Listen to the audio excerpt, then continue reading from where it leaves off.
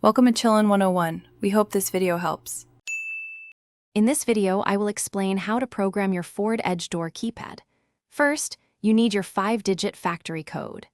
This code is often found on a wallet card in your glove box. If it's missing, you can use 2 working key fobs by placing them sequentially in the backup slot to display the code on your instrument cluster. Alternatively, a sticker with the code might be on the back of the fuse box under the dashboard. Once you have your factory code, programming a personal code is straightforward. Begin by entering the 5-digit factory code on your door keypad. Within 5 seconds, press the 1-2 button. Next, enter your chosen 5-digit personal code, making sure to press each number within 5 seconds of the last. Finally, press the 1-2 button again to save your new code. The doors will lock and unlock to confirm success.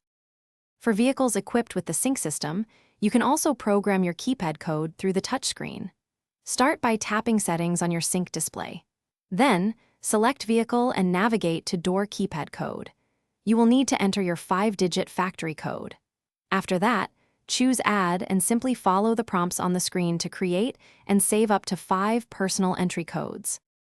If you ever need to remove your personal keypad codes, the process is quick and easy. First, enter the 5-digit factory set code on your door keypad. Within 5 seconds, press and release the 1-2 button. Immediately after, press and hold the 1-2 button for 2 seconds. This action will erase all previously programmed personal codes, ensuring only the original factory code remains active for your vehicle's keyless entry. Thanks for watching. Consider subscribing if we helped you.